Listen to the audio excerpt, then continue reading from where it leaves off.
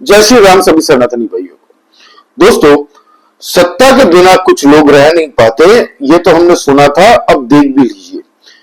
नटवरलाल उर्फ फर्जीवाल को जिस तरीके से दिल्ली की जनता ने लात मार के सत्ता से निकाला, उसके बाद में फर्जीवाल की पूरी नजर अब पंजाब में है।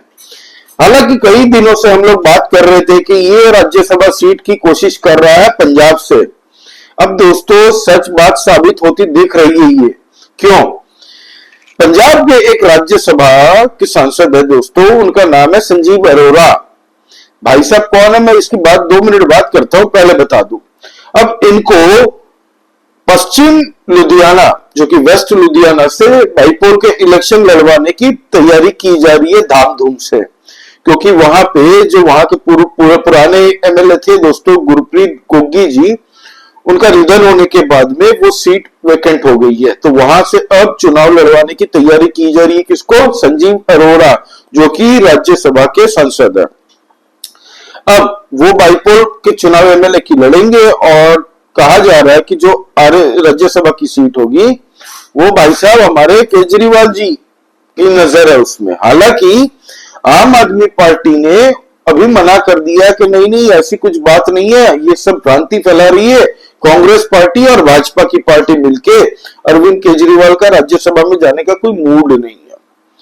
अब दोस्तों हुआ ये है कि जैसे ही ये न्यूज बाहर आती है कि संजीव अरोड़ा को पश्चिम लुधियाना से बाईपोल के चुनाव लड़वाए जाएंगे उनसे, तो अंदर ही अंदर आम आदमी पार्टी के बीचों बीच विरोध चालू हो चुका था। एक तरीके से देखने जाए तो दोस्तों ये जायज भी है, क्योंकि गुरप्रीत गोगी जी जो अभी निधन हुआ जिनका, उनकी फैमिली कह रही है कि भाई अभी हम इस पे ज्यादा कुछ नहीं कहना चाहते, लेकिन इस पे फैमिली का हक होना चाहिए कि उनकी वाइफ को चुनाव शायद उस टिकट से लड़वाया जाए।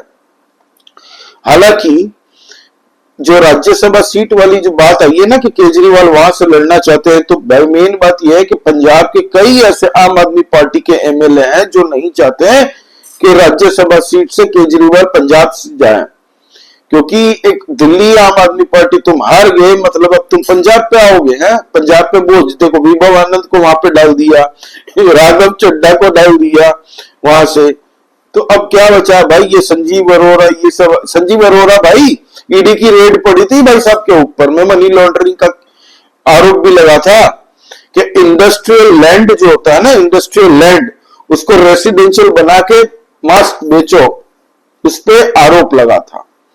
तो ईडी की रेड भी हुई थी महाशय के ऊपर में। फिर अभी इतना विरोध होने लग गया, उसके बाद में आम आदमी पार्टी को सामने से आन के कहना पड़ा कि नहीं नहीं हमारे अरविंद केजरीवाल जी राज्यसभा सीट नहीं चाहेंगे। हालांकि कांग्रेस के जो प्रदीप बाजवा जी है, उन्होंने तो कह दिया है कि भाई जैसा हमने कहा था वैसा ही हुआ है और हम जैसा कह रहे हैं अभी वैसा ही होगा। 100% आप मेरे से लिखवा लो, ये राज्यसभा की सीट संजीव अरोड़ा की जाना चाहते हैं, पंजाब से ही लेने चाहते हैं अरविंद केजरीवाल। तो इतना कॉन्फिडेंट क्यों है पता है बाजवा जी?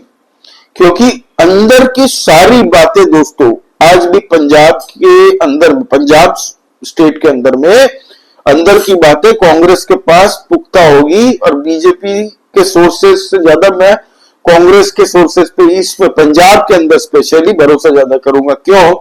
ये वही प्रदीप बाजवा है जिन्होंने कह दिया कि आम आदमी पार्टी के 30 से 35 विधायक इनके टच में है, कांग्रेस के टच में।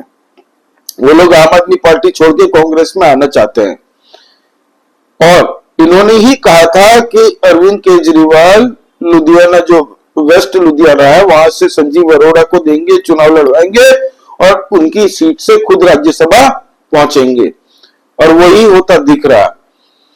तो अब अरविंद केजरीवाल के पास कुछ बोलने को रहा नहीं।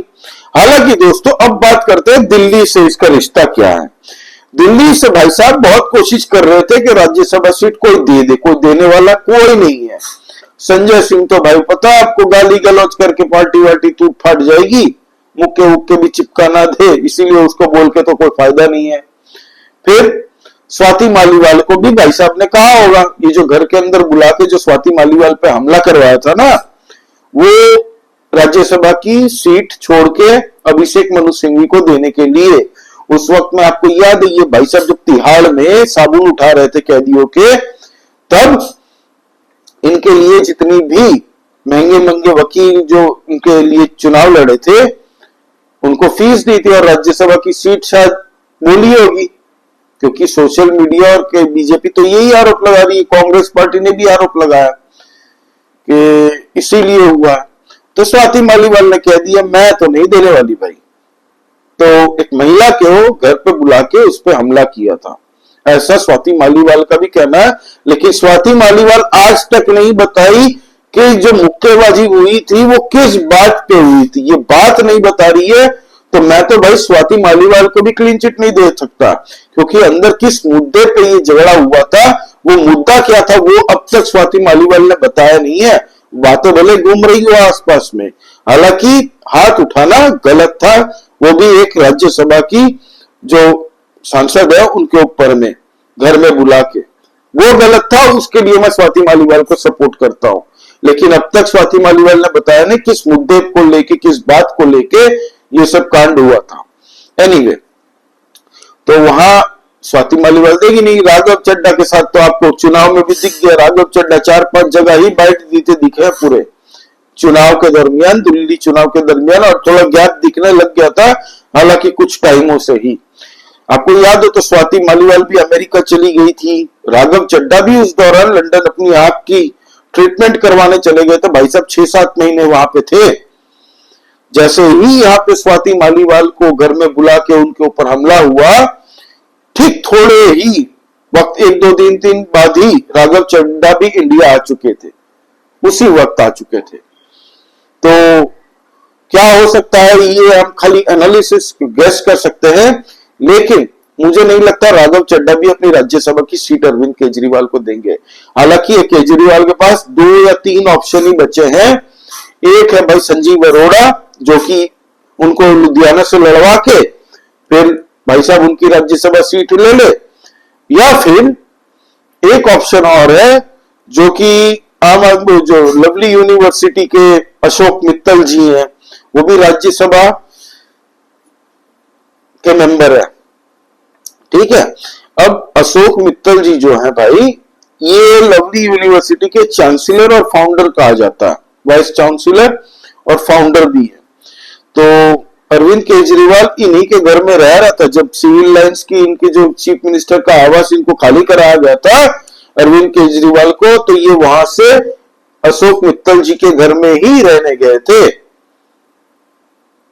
ठीक है, और जितने भी आम आदमी पार्टी के अभी जो जीत के आए हुए ऐसे एमएलए थे दोस्तों इस बार चुनाव में, 25 जनों का, जिनको 25-30 जनों का नाम काटा गया, उसमें से कई ऐसे आम आदमी पार्टी के जो उस टाइम के कैंडिडेट थे चुनाव से जस्ट पहले, तो उन्होंने आरोप लगाया था कि भाई ये टिकट बेच रहे हैं।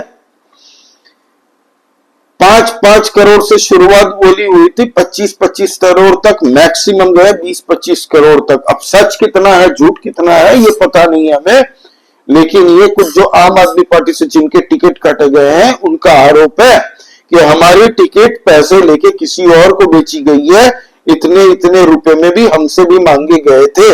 ऐसे वीडियोस और न्यूज चैनल्स में कई लोग आके ऐसे बात कर चुके हैं। कितनी सच्चाई है कितने झूठ है हमें नहीं पता इस पे, लेकिन ये फैक्ट है कि ये उन लोगों के मुंह से निकला है। अब दोस्तों किससे राज्यसभा की टिकट मांगे बताओ? एक ही ऑप्शन बचता है, संजीव अरोड़ा, और मुझे नहीं लगता अशोक मित्तल देंगे। लवली यूनिवर्सिटी के वाइस चांसलर है भाई, राज्यसभा की सीट उनको मिली है, मेंबर है वो। अब वो कैसे बन जाते हैं बिना चुनाव लड़ी, ये हमारा मुद्दा नहीं, ये तो पार्टी डिसाइड करती है, पार्टी बनवाती है अपने, क्या है आप समझ रहे हैं। तो फेवर्स तो ये तो भाई साहब देंगे नहीं।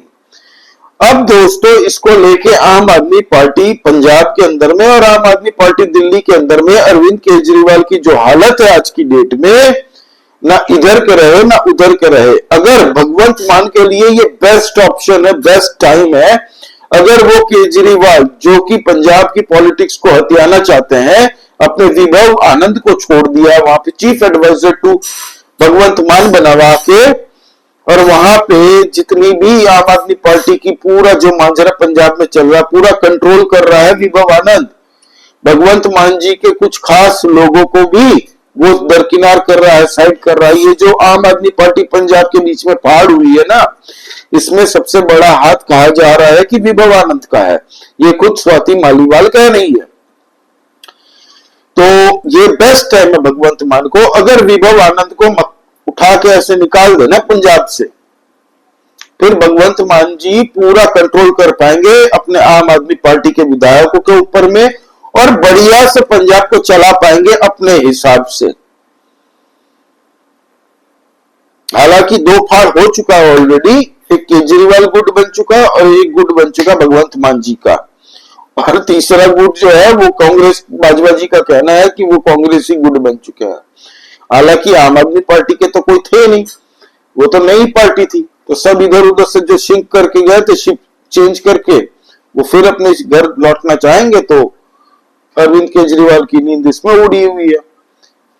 सत्ता है ना भाई, सत्ता पावर से कैसे, दिल्ली में इनको मीडिया मिलती थी, मीडिया का फोकस मिलता था। अभी देखिए हम लोग का दिल्ली के विधानसभा चल रहा है, अभी 3 दिन के लिए आम आदमी पार्टी के 21 एमएलए को सस्पेंड किया गया। 3 दिन के अंदर ये लोग अंदर नहीं आ पाएंगे।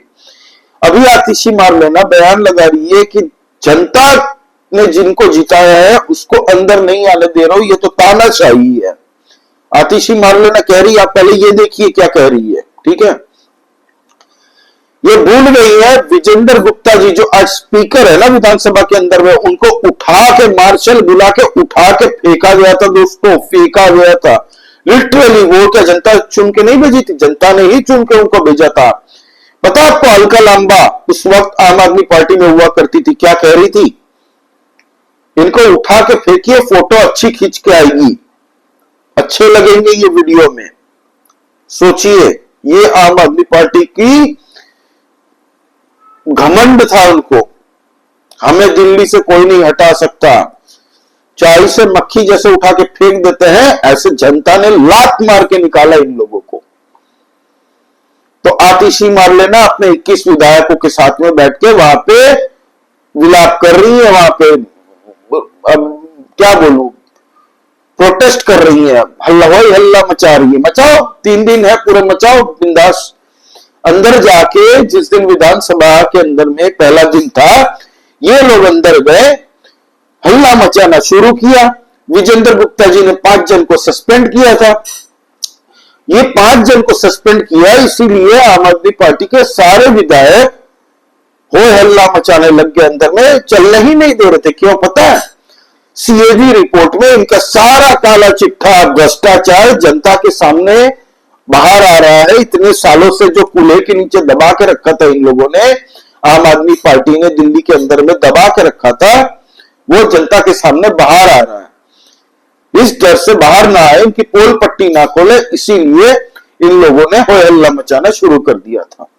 सबको मार्शल के द्वारा धक्के मार के अदब से बाहर भेजा दिया। अब 3 दिन बढ़िया से वहां पे धरना प्रदर्शन जो करना है, माथा वाथा फोड़ो दीवार में, कोई फर्क किसी को नहीं पड़ता।